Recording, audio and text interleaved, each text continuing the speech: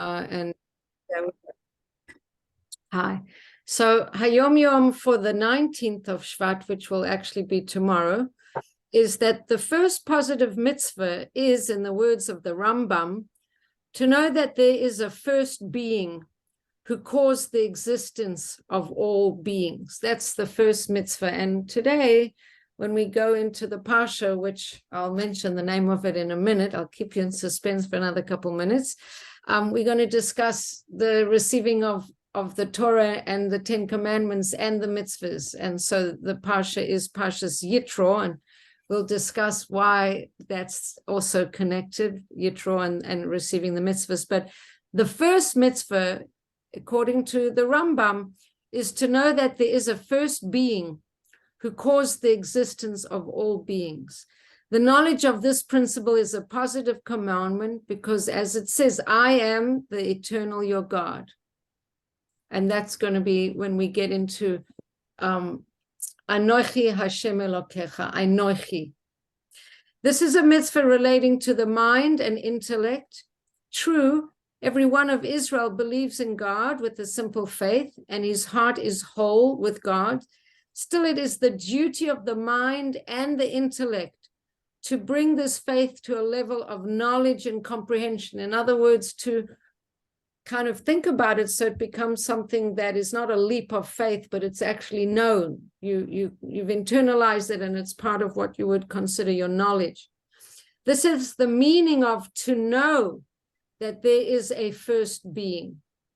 The mitzvah specifies comprehension and an intellectual grasp, as written in the Torah. Know the God of your father and serve him with a whole heart. And it is also written, know this day, etc. It says it in Devarim. So knowing it should become clear to you. You know, the word for knowing was used when it says Adam knew Chava in Gan Eden, and whenever they talk about intimacy, there's he knew her in that way. So it's that we become intimate with that knowledge, and we become connected to it, and that it's very real for us. So we're going to talk a little bit more about this. I am Anochi Hashem Elokecha. I am God. I am the eternal your God. But just as the warm-up, the Hayom Yom is just bringing us into this, that this isn't just an idea. It should be something that we kind of work on to really make something known to our consciousness. So before we carry on, I had a request to dedicate tonight's shir. So I just want to do that.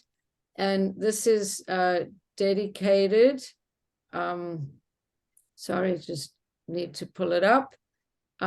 This tonight shir is going to be dedicated to the uncle of Karen. It's his second yortzeit tonight, and his name is Alexandra Sasha Ben Kalman. So we hope that tonight's learning will be an aliyah for his neshama. To anybody who needs refuah shalema, should have a refuah shalema, and anyone else who has needs, wants, the shir should be in the merit of them and what they are looking for and wanting. So let's come into tonight's Parsha. And I said it's Yitro, the Parsha of Yitro. Now, Yitro, so it's very interesting because we have this holy experience of receiving the Torah, and yet the Parsha is called Yitro. And so there's a lot of commentary on why this is, and I'll just give you the background. So Yitro was Moshe's father-in-law, and we know a little bit more about Yitro. We know that in Pharaoh's court, he had three wise men. One was Bilam, one was Yitro, and one was Eov. And Bilam had the wise idea when Pharaoh said, these Yidden, there's too many of them, let us deal cunningly with them. but now we have to be smart about how we're going to, contain, control. So Bilam was the one who had the idea of slaving and persecuting basically the Jewish people. And Eov kept quiet, and Yitro opposed. And Yitro opposed and left basically the court of Paro. And then we know that Eov was punished with a lot of sufferings, and there's a whole book of Eov. Eov is Job, and the book of Eov suffering is all about how he was a righteous person, but he had many of these sufferings. And in that moment, he didn't contradict or speak up in defense of the Jews, even though he was generally a righteous person. So Yitro leaves the court of Paro, and also we know another thing about his history is that he was a Kohen, not a Jewish Kohen, but a priest of all the different idol worshipping paths that they existed at the time, and he kind of went through many of them, and he had renounced all idol worship. And when Moshe goes and leaves Mitzrayim after the incident where he kills the Mitzri, and then the next day he sees a fight between two Jews, Dasan and Aviram, and they say, are you going to kill one of us the way you killed the Mitzri yesterday? Moshe says, the deed is known that I killed this Mitzri, I could get into trouble. And we know from Midrash that he was in Ethiopia for a long time. He was, some say, the leader of the army or the king, stayed in Ethiopia maybe for up to 40 years or something thereabout. And then he moves on and he realizes it's time for him to get a wife. And he remembers that in his people, the custom is to go sit by a well when you're looking for a wife. That's what Yaakov did. And that's what Eliezer did when he was looking for a wife for his master's son, his master being Abraham and the son being Yitzchak. So Moshe goes to the well, and there we learned that the daughters of Yitro were shepherding Yitro's flocks because he didn't have any sons. And because Yitro had renounced all the pagan worship of his past, he was sort of persona non grata, and his daughters were not treated very well at the well. Some Meforshim say they were abused. We can go all the way from harassed, abused, possibly even raped. Moshe comes and he sees the daughters of Yitro being harassed, and he defends them and he helps them. And then the children, the young women, they come back to their father's place much quicker than usual. And I don't know how frequently this happened, this kind of harassment, because Yitro didn't have sons to shepherd his flocks, and I don't know if he would keep sending them if they would keep being harassed, or maybe this was an unusual moment, but when Moshe came, they were being harassed. But maybe they had been frequently harassed and it wasn't on the level of abuse or rape, because they went back, and Yitro apparently knew about it, because when they came back quickly, he was surprised. Oh, you came back very fast this time. How come? And then they said, well, a Mitzri helped us. Who was the Mitzri? It was Moshe. Why did they call him a Mitzri? Because he hadn't been in Mitzrayim for a long time, but somehow he was still called a Mitzri. And then Yitro said to them, well, why didn't you invite him home for dinner? Such a good guy. What he actually said is, how come you didn't offer him bread, which in Torah language is kind of like, maybe he would make you a good husband. So Zipporah actually said, well, I did in fact invite him for dinner.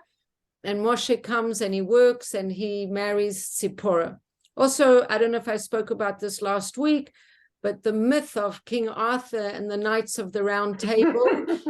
Isn't there a myth that there's a sword stuck into a stone, and whoever could pull the sword out, they get sort of anointed.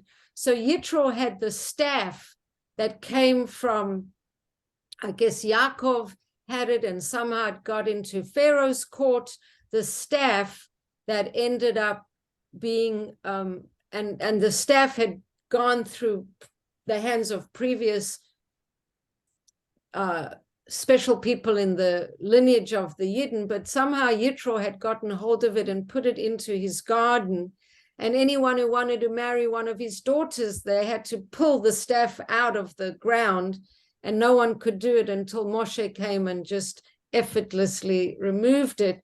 So Yitro knew that Moshe was special. And then Moshe marries Yitro's daughter Tzipporah, and he's living with them until he has the incident of the burning bush. And then we know he's sent on the mission to redeem the Jewish people, and he leaves and he takes his 2 sons and he goes off to redeem the Yidden. And at some point, I don't know if the 2 sons and Tzipporah go back to Yitro. But in any event, in this so I think Tzipporah does leave Yitro and the sons, because when we come into this week's Parsha, the way the Parsha starts is that Yitro, the Kohen of Midian, he hears all that happened to the Jews, and he wants to come and join them. And what has happened to the Jews? We know that they've just crossed the Yam Suf, they just crossed the Red Sea. They just had the miracle of the Red Sea splitting for them. And we also know that once they crossed the Yam Suf, they also had another miraculous occurrence, which was as soon as they crossed the Red Sea and had that miraculous salvation from Hashem, the tribe of Amalek attacked them.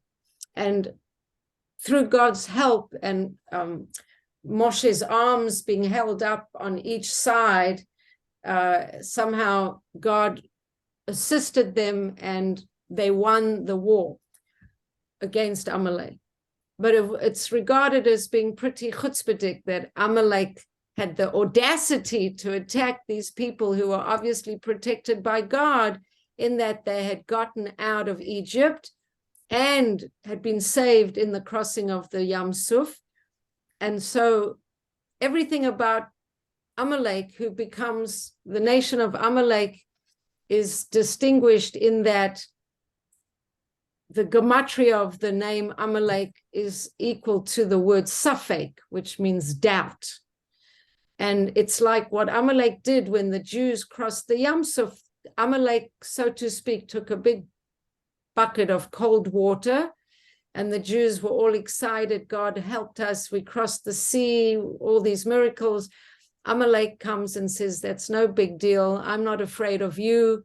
Takes a big bucket of water, pours it on the head of the Jews and says, you're just ordinary people. You're not special. We're attacking you. Did Jews die in that war? In the war against Amalek? I don't think so. I don't know. Let's see.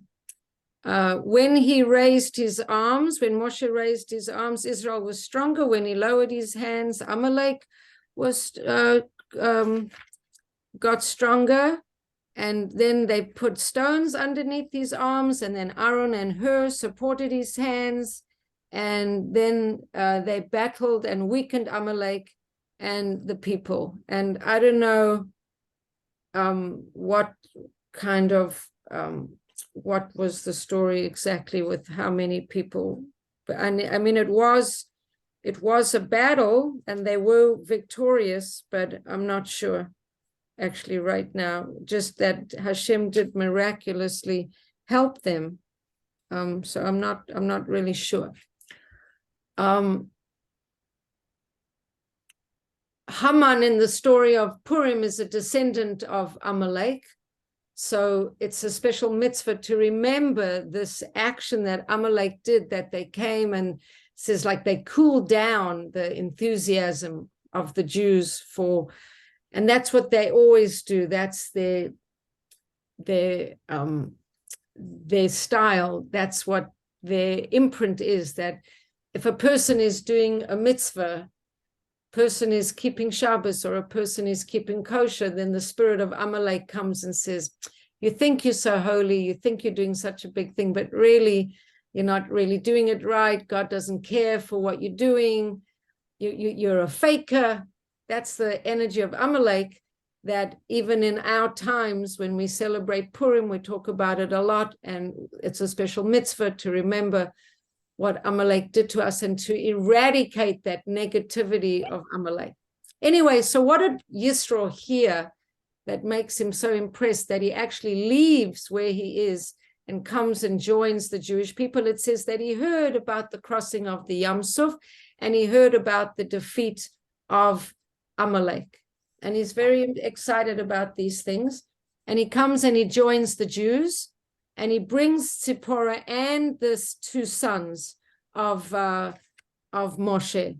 So I think they had been sent back. And he comes to greet Moshe, and Moshe gives him a lot of honor. And then we have this very interesting experience where Yitro observes Moshe, and the way what's going on is that the Yidden have come out of Egypt.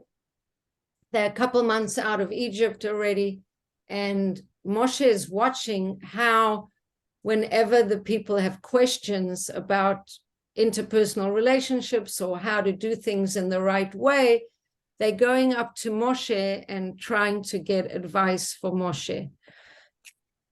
Or judicial judgments or adjudications, I think it's called. How many Yidden were there? We know that there were 600,000 men between the age of 20 and 60 who came out of Egypt. So if there were 600,000 men between the ages of 20 and 60, that means that that number doesn't include women and children. So if people are trying to see Moshe and ask his advice, and there's more than 600,000 people, what could you imagine is the story going on there? People waiting to see Moshe. Do you think that they have like a long wait, a little wait, trying to get a customer service on some of these companies in high, you're kind of on customer service and they tell you to wait, and then you're kind of waiting and waiting and waiting. The order in which it was received. Yes, your call will be answered. You might just have to wait, 33 days until your call. Right. They're not so practical. So Yitro says to Moshe, I love you and you're a holy guy and you were able to bring the whole Jews, the nation of Israel out of Egypt, but this is not really a good plan. You can't be the one that everybody's coming to for advice. You need to appoint, you need to delegate. And so Yitro suggests to Moshe, and Moshe takes him up on his suggestion that there needs to be, a whole division of wise men, and those wise men have other wise men underneath them, and so people can get their questions answered, and only the very difficult questions should go to Moshe, and then Moshe would be responsible just to answer the hard and really challenging questions. So this is the advice from Yitro, and it's actually adopted, and this is all very good. And so Yitro comes and he gives this advice, and Moshe takes it on. And that's one of the reasons why this Parsha is called Yitro, because of this very important contribution that Moshe appoints heads of the people, leaders of thousands, then leaders of hundreds, then leaders of 50, then leaders of 10, and they would judge the people at all times, and only the difficult things they would bring to Moshe.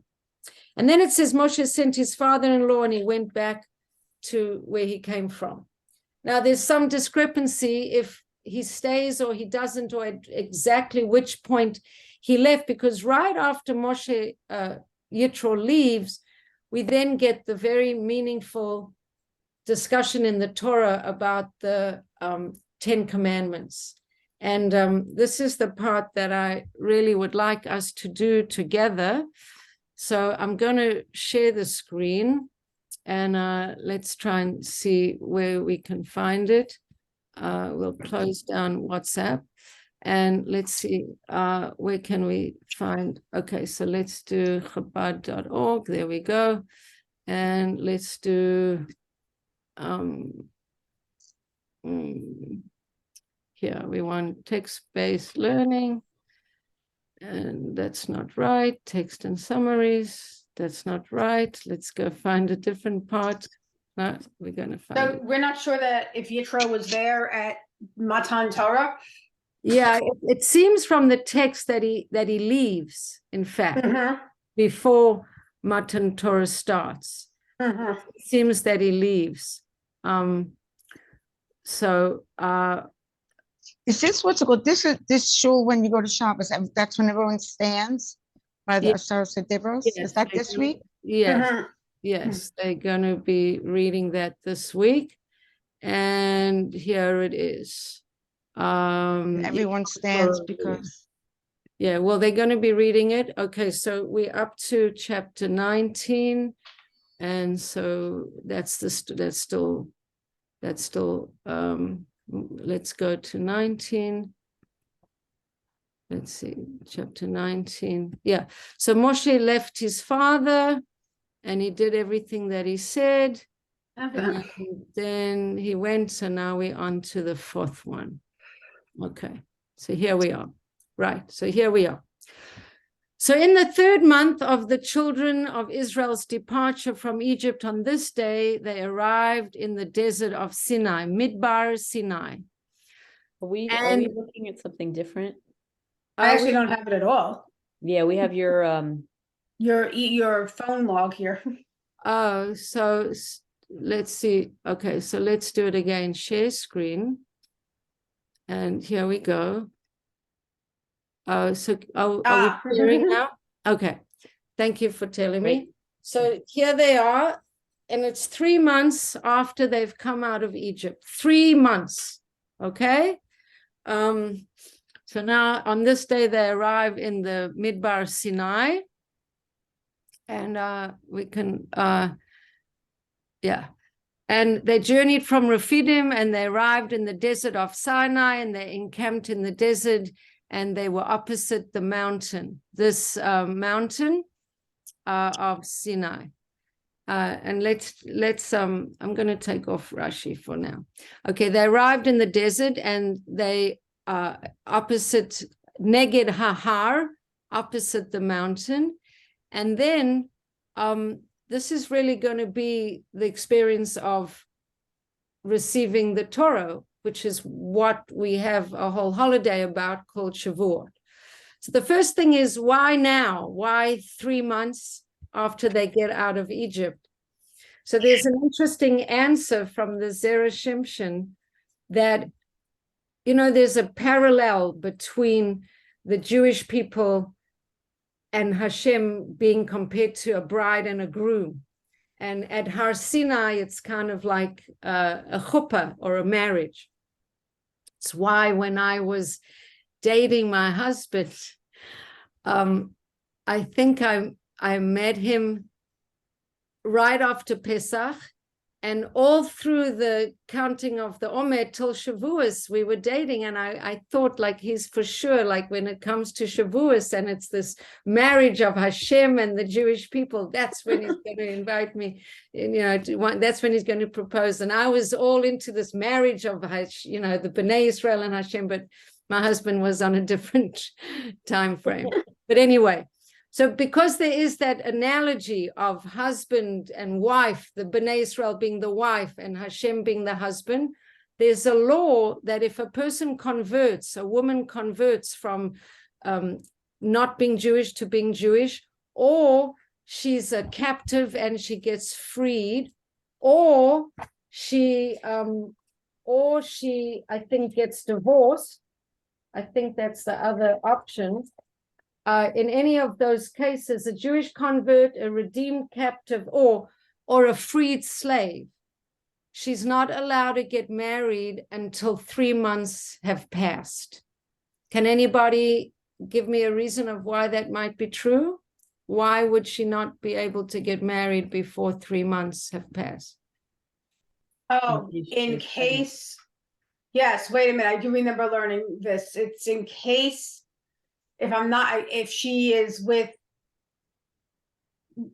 something had to do with being pregnant or with child, or to see who actually is the biological father or something. Right? Absolutely, you're 100% right. If she gets married right away and she happened to have been impregnated in her previous situation, being a slave, being a captive, or before she converts, then if she gets married right away without a 3-month like buffer zone, then once she has the baby, you don't know when she got impregnated, because she could have been pregnant and for 3 months you wouldn't know. Like probably by the 4th month it would start showing, but within the first 3 months you wouldn't know. So when a person is going to get married who was a slave or a captive or is just recently converted, you need to wait 3 months. So in a similar way, the Zera Shimshon says that the Yidden were kind of in Egypt, they were enslaved, they still had that like Egyptian headspace, and we had to kind of get rid of that before we get them, receiving this new reality of Matan Torah. There's this 3-month gap. Also, there's the idea that the Yidden, needed to cleanse themselves spiritually, which is basically the same thing. So they come to the desert, and then it says Moshe ascended to Hashem, and Hashem called him from the mountain, saying, this is what you need to say, Lebeit Yaakov, v'tome Lebeit Yaakov, v'tagid lebnei Yisrael. This is everything that I'm going to tell you, you should tell to the Beit Yaakov and the Bnei Israel. And it's interesting, Beit Yaakov means the woman, and Bnei Israel means the men. And there's the famous story, I don't know if Rashi is going to tell us, why does it say Beit Yaakov first? And so say it to the woman first, to them in a gentle language, and then with the men you can like stress some of the more harsh aspects, some of the punishments, etc. But the other explanation is that the women have a big influence on the family, and you got to, make sure the women hear things and have it clear, because they're going to have an influence on their families. Okay, and then he says, you have seen what I did to the Egyptians, how I bore you on eagle's wings, and I brought you to me. And now you need to obey me and my covenant. You shall be to me a treasure of all people, for mine is the whole earth. Here he says, you will be a segula mikol ha'amim, kili kol ha'aretz. A segula, it's a very nice, like a treasure. A segula is a treasure. Let's see. Segula is a beloved treasure. You're going to be more special to me than all the other nations. And I'm going to give you, this treasure. And then he says in Pasuk Vav, Vatem tihiyu li mamlechet kohanim. You will be a whole nation of priests, really. V'goy kadosh, and a holy nation. And this is what I want you to tell all of your children. So first he says, you're all like priests to me. You're going to be a holy nation. And I want you to tell everybody all of the following. And then basically Hashem tells Moshe that Moshe will go up the mountain and he will get a communication from Hashem, and that the rest of them are not supposed to go up the mountain at all. That Moshe will be the one to go up and get all the messages.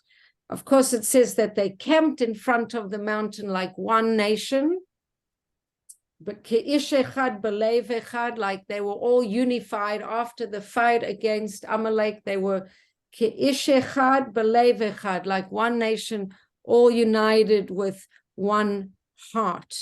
One of my favorite lines, Tanakh. Right. Yes, it is. It is a beautiful line. Ke'ish echad belev echad. And then he's telling them that he carried them. I mentioned that this pasuk before, he carried them on eagle's wings, and that idea that that when an eagle flies, he puts his babies underneath him. As when the eagle flies, he carries its fledglings upon its wings. Other birds put their young between their feet because they're afraid of other birds that can fly above them. But the eagle is only afraid of mankind. And so he puts his babies on top of his wings so that they should be protected from below. And that's a beautiful analogy. And right, and then we're going to get on to coming into the actual so, and then the famous thing that everyone says, everything that Hashem has said to us, we will do. Kol asher diber Hashem na'aseh v'yasev Moshe et divrei ha'am al Hashem. Everything that Hashem has told us, we're going to do it. We don't even have to understand everything. We're just going to do it. You finish this food to heal. I don't want.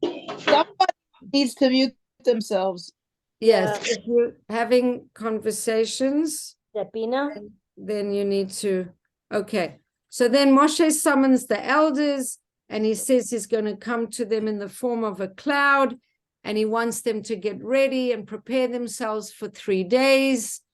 That means that they need to get prepare themselves for 3 days. Okay, so they washed their garments. They prepared themselves. On the 3rd day, Hashem would descend before the eyes of all the people. There was a boundary around the base of the mountain.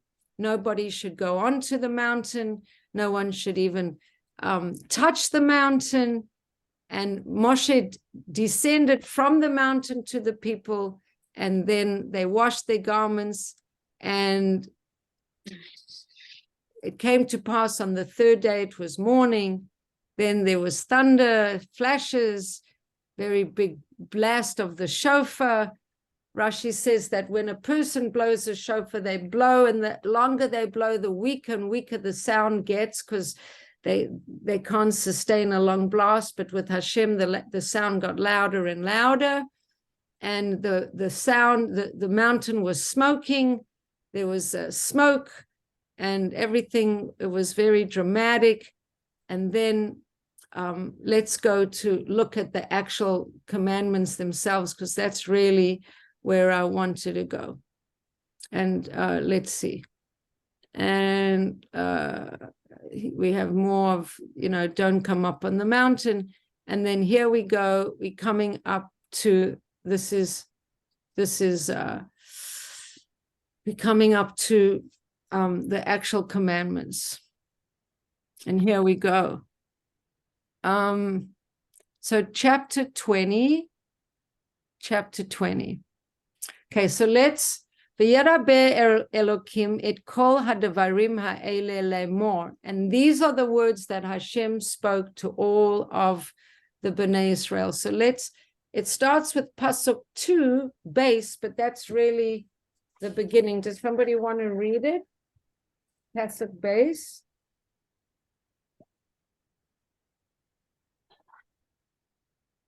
Nobody wants to read it? Which number is it? Chapter 20, verse 2.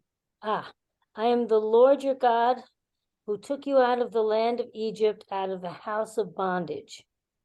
Right. Okay. Anochi. Yeah, Anochi. So this starts with this word Anochi. Anochi Hashem Elokecha.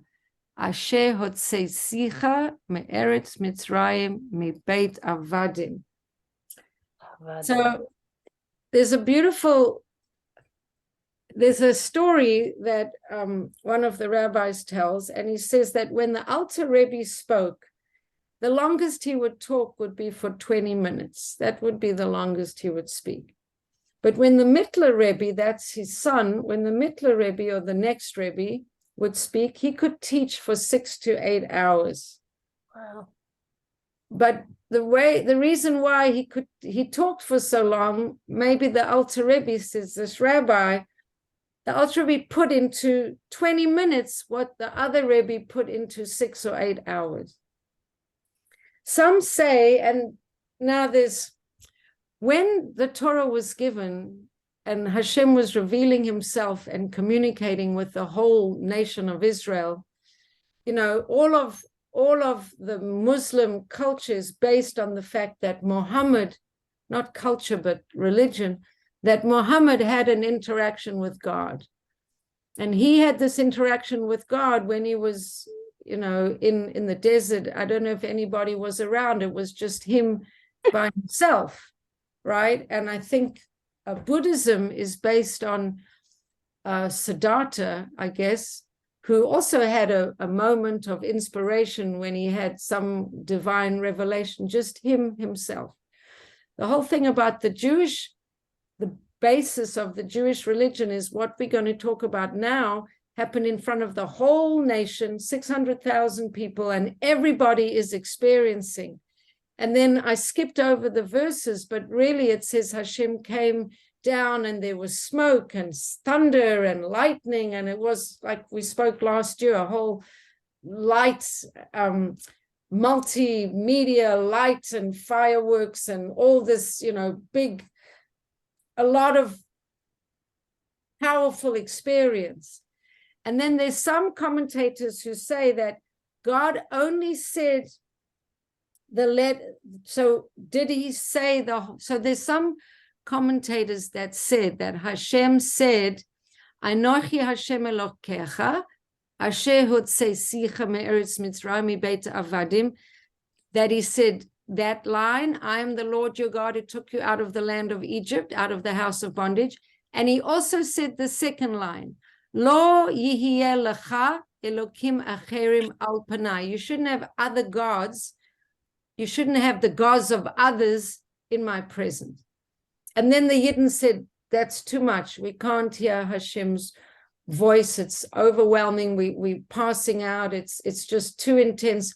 Let Hashem tell you, Moshe, all what he needs to say, and you say it over to us.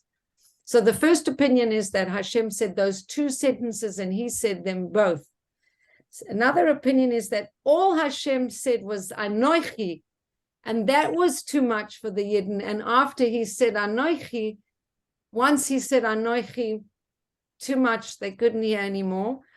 There's even an opinion that Hashem only said the Aleph of Anochi, and there's even opinion that he only said, the Korman Rebbe said he only said, and this is even hard to imagine, the air within the letter Aleph, because Aleph is almost like a silent letter with just vowels to give it definition.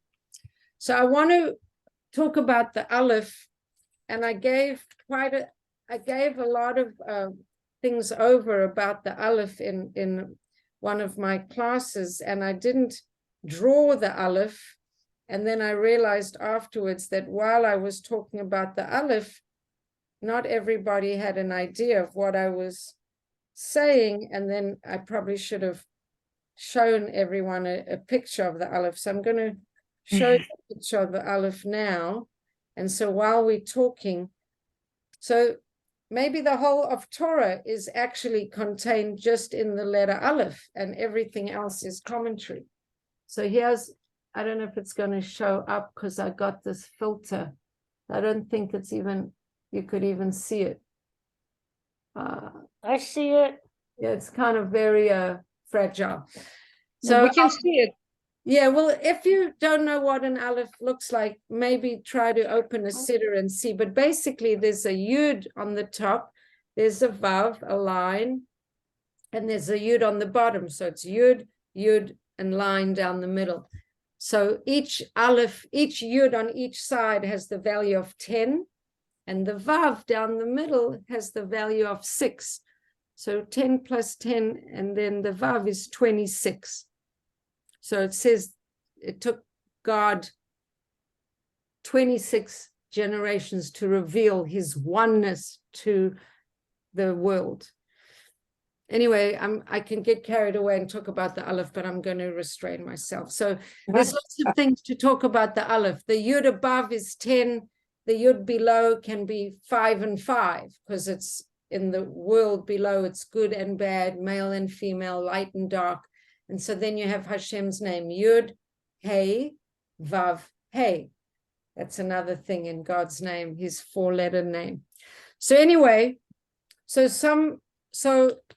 did Hashem give over all of those first 2 commandments, or did he just say the word Anochi and that was, so incredibly powerful, or was it just the Aleph? In any event, there's the idea that all of the 10 commandments are contained in this Aleph, and all of the Torah is contained in the what does the word Anochi mean? It means I. My holy aloneness. It is the I beyond all names. It's like the essence. So when you're trying to pray with Hashem in a way, it's your I trying to encounter his I. I love that line. It Holy is alone. beyond, say again? I love that line, holy aloneness. Yes, I love it too. It's the I beyond your actual name. The real connection, the I, me beyond my name, connects with the I of Hashem beyond all of his names. And so there's also the I took you out of Egypt. In Egypt, I gave you all this longing. In Egypt, I put into you all that was necessary, that now you can become you can receive this container of Torah that you became fitting vessels for by being in Mitzrayim. When we were talking before about taking Joseph's bones out of Egypt, we said, why didn't Joseph tell his sons to take his bones out right away? Does anybody remember the answer we gave? Wanted to give them, tell them that the redemption was going to be coming, and that was the Right. sign. Thank you. Really happy you remembered. So it was that they should know the redemption was coming, and in a way yearn for that redemption, keep it as a reality, and yearn for it. And that yearning created a powerful reality that now is part of what makes them fitting to receive the Torah. So this holy aloneness of the I, connecting with the I of Hashem. So that's connected to the Anochi. Now, the next one, he says, you shall not have the gods of others in my presence. Lo yeh lecha elokim acherim al panai. And on one level, it's don't worship other gods, don't have idols. But there's other ways to look into this, which is very beautiful. The Baal Shem Tov says that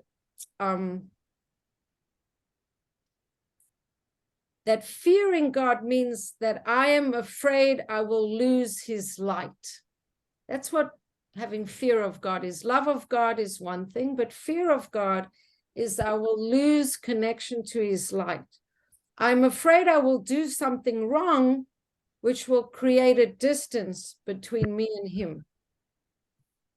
The Baal Shem Tov says, my own yesterdays, my own wrongdoings are my greatest slave drivers. When I'm a slave to what I did yesterday, then I'm actually guilty of the biggest pagan worship. So this is a kind of flipping the idea of having other gods. You shouldn't have other gods. So the one way of having other gods is that you're worshiping an idol, like they had. The Baal was an idol, or they had all these kind of idols. So Rav Kook says idol worship doesn't mean bowing down to a statue. Avodah Zorah could mean worship that is avodah zarah, worship that is strange, that is not authentic. I can even serve God in a way of avodah zarah. Rav Kook says we can serve God in a way of exile, when we don't believe in ourselves, when we don't believe we are worthy of experiencing the great light of God's revelation, when we have trouble believing that the gates of heaven can be open and that we are actually capable of knowing the deepest secrets of the world. Rav Kook says when we prefer to live in darkness than to see the lights that are available to us. That can Rachel, all be a form of avodah zarah. Question? yeah, could you tell me where you're getting that from Rev Cook? I've been very, very interested in reading Rev Cook, and I'm wondering if that's a safer you have. So this is taken from Shlomo Carlebach's commentary, and I'm quoting Shlomo, who's quoting Rav Kook. Gotcha. And which safer, the Parsha? Parsha of Shmot on It's on Yitro. I can't buy it. It's incredibly expensive. Well, I don't know what to say. Yeah, I don't know. You can't mean- find it used or anything?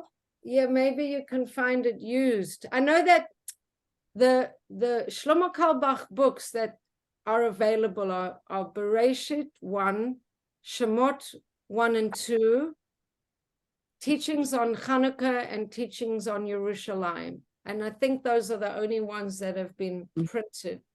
Because I don't know if there are any other ones. But I don't know where you could get them. Maybe look on Safaria. Safaria is a website, and they could have some of the books, the text of books up on that. It's like a library of Jewish text. I don't know if they have it there, but they Online, have, like online and not on paper?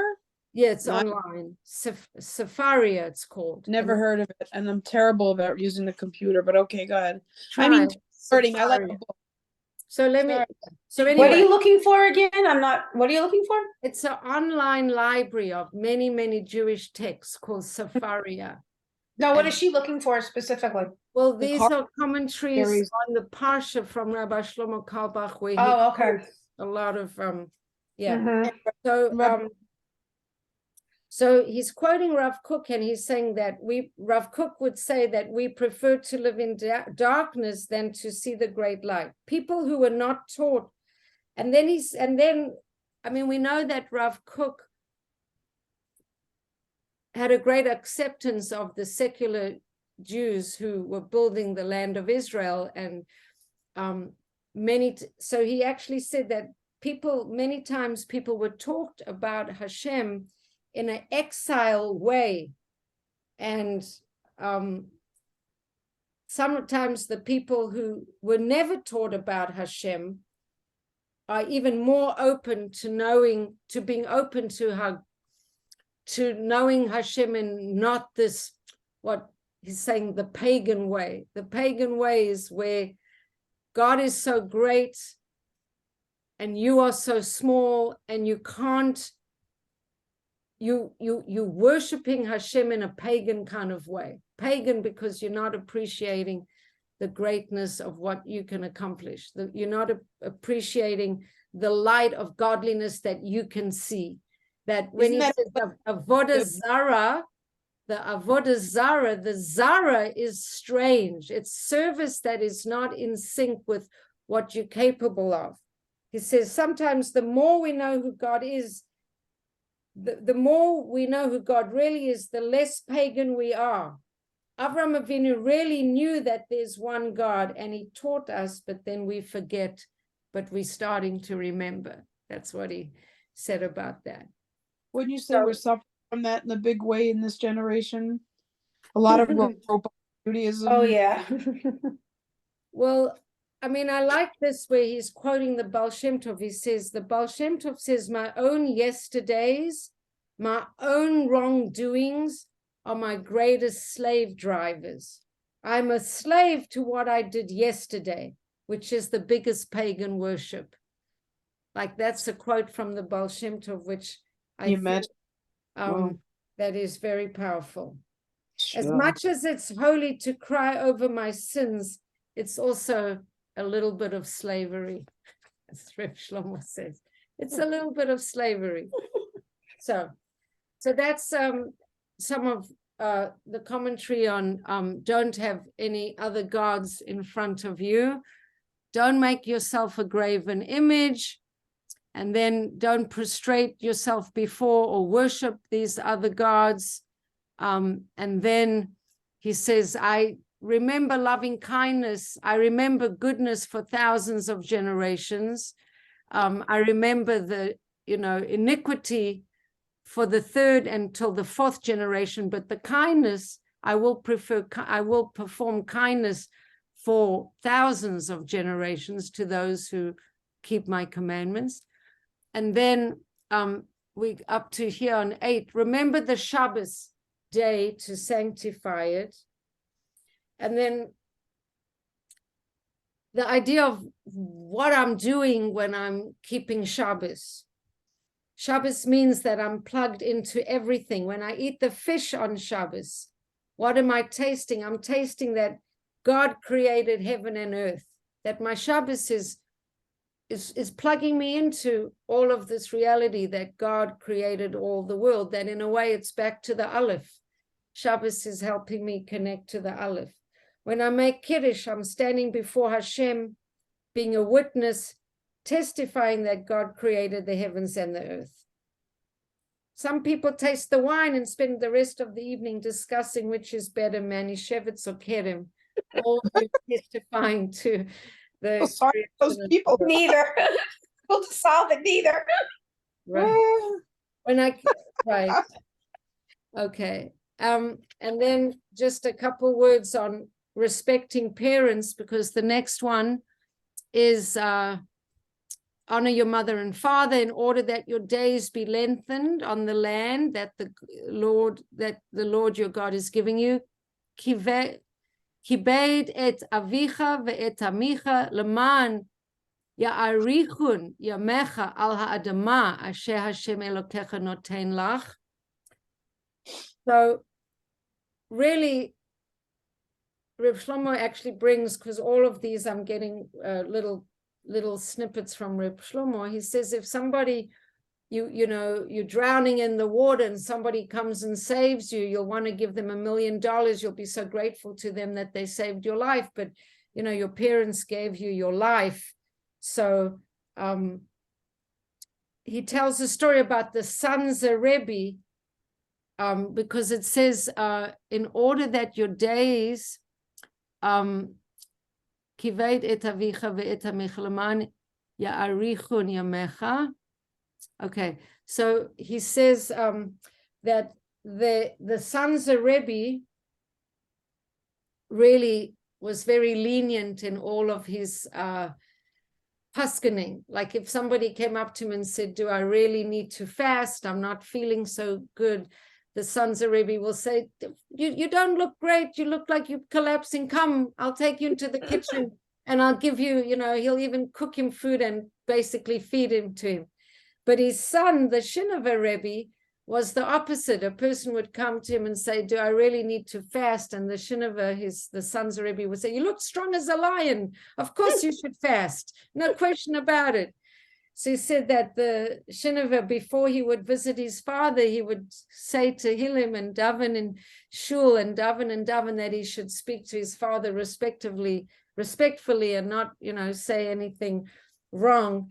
So he would go to Shul, but he would lose sense of time. So he would be saying to Hillel and to Hillel and to Hillel, and eventually his father would have to go to Mincha and his time would be lost, so because his father was busy, so he had to tell him, don't daven so much, just come and speak to me. But he was trying to say how important it is that we respect our parents, and how this Shinova Rebbe, who was the son of the sons of Rebbe, would daven for hours to speak respectfully to his father, because he knew that his father had a different attitude to many things that he did.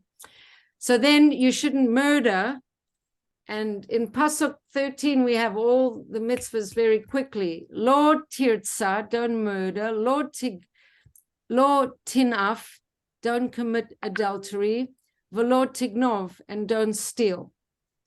Velo ta'aneh v're'echa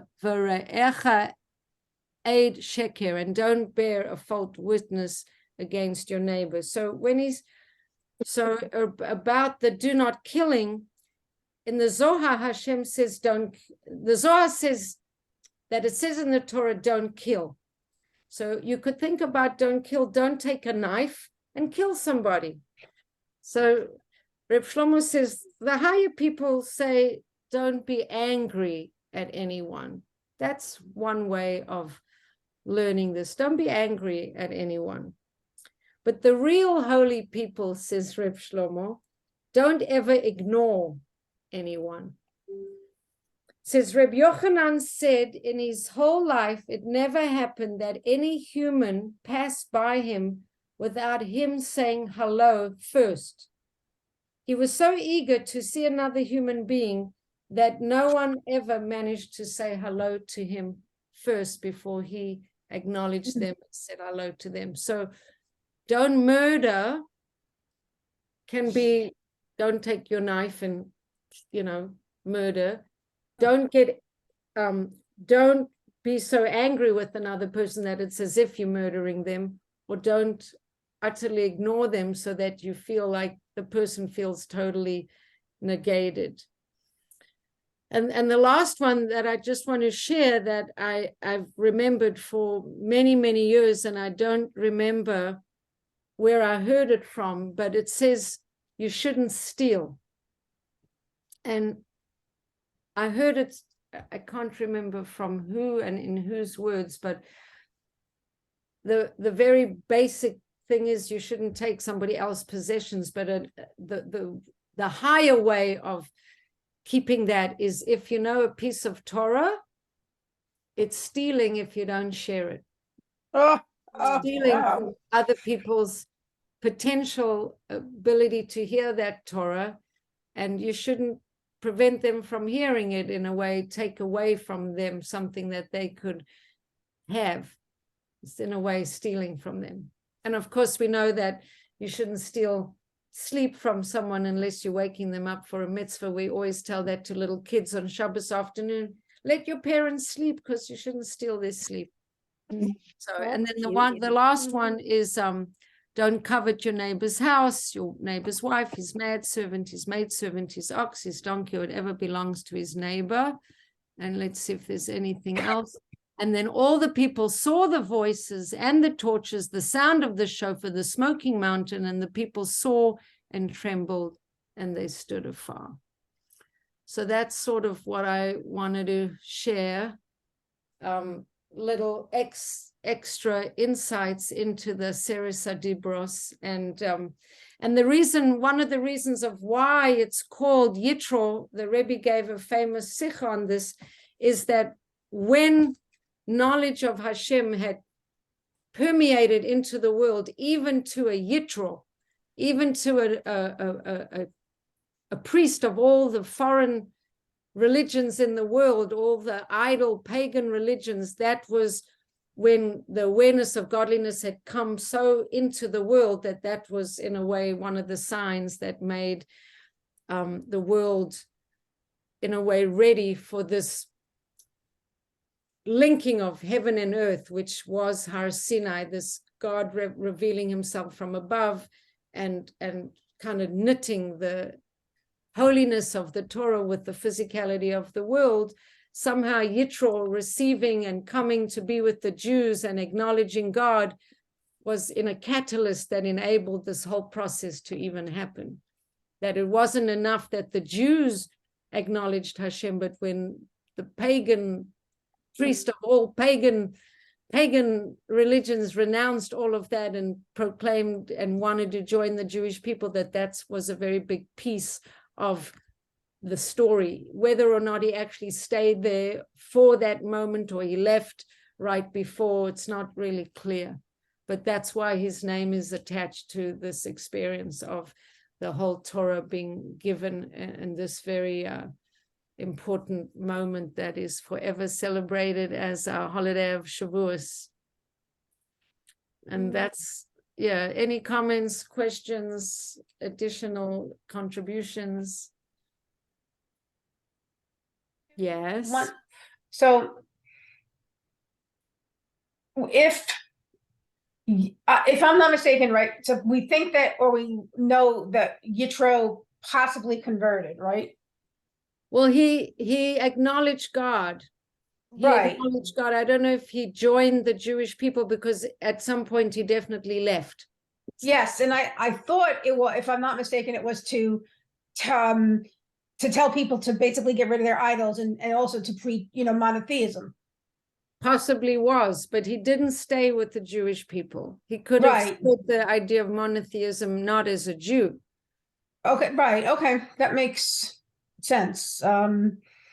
Okay, so that's one. And two, oh, I don't know why, but I keep getting confused again with this timeline. Okay, so I know the Jews, they leave Egypt, it's Pesach, and now they're at the mountain, they have to wait for, 50 days Shavuos, right? 49, right. The 49, okay. So now, 50th day.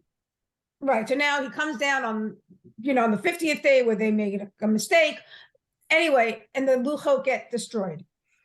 So now, which Shavuos do we actually celebrate? Well, we You know celebrate. what I'm saying? It's Oh, it's a good question. Shavuos is the first receiving of the Torah that Right. happens 7 weeks after Pesach. right. But the Torah was, but the Ten Commandments was, And that's he the broke 10 them. Commandments and everything. And that's the Right. beautiful wedding that we're just talking about now, this Right. gorgeous wedding. And then after this beautiful wedding, with the Hashem being the husband and the Bnei Israel being the wife and everything, afterwards there's a little bit of marital crisis. discourse. Marital crisis, because then we have the sin of the golden calf, because Okay. Moshe goes back up the mountain to get more details. Let's say this- Okay. this Mhm. experience is just like the basic outline, and then Moshe is going to go back up to the mountain to get more of the Okay. down, more details. And while he's away, even though they had this experience of this initial revelation, we have the experience of the golden calf, and then the luchot get broken, and then we have a second set So of he luchot did that actually come, go up 4 times. Mhm. I think 3 times. Well, he did this, and then he did this, right? Then he did another time to get, if I'm not mistaken, the second set of luchos, and then does he go up one more time to learn everything, or he learned it when he got the second set? I think that he goes up after this for 40 days, and because he's delayed, they make the golden calf. Then he goes Right. up again to plead for their forgiveness, Mhm. and maybe he goes again with the sapphire Right. tablets, and Moshe and Hashem writes on them, and when he comes down, it's Yom Kippur. Got it. Okay. I don't think he was up now for 40 days. I think Okay, that makes sense now. And then I Now think I he understand. goes up for 40 days while they make the golden calf. Then he goes up again for 40 days to get their forgiveness. And then he goes up the next time, and he comes down with the second set of luchot, which is, I think, the day of Yom Kippur. Right. Okay. I think I got it now. Okay. I think I got it too. I hope I didn't make any mistakes. Yeah. Sounds good to me. Okay. Any other comments or questions before we close? But I love to emphasize Shlomo's teachings. I love Shlomo's teachings. I so appreciate it. Yes. Well, I was trying to find ways to look at those Aseret HaDibros, 10 Commandments, in some kind of, I was looking, and then I found it when I went to his Sefer. So that gave me what I was looking for. Yeah. Thank you so All right. Thank you so That much. was beautiful. Mhm. Thank you so All right. much. Have a Thank beautiful you. This week. was All the great as best. usual. Thank Yeah. you. Yes. Thank Good you. Shabbos. Good Shabbos. Shabbos, everybody. Shabbos. Shabbat shalom. See you Thank you. tomorrow.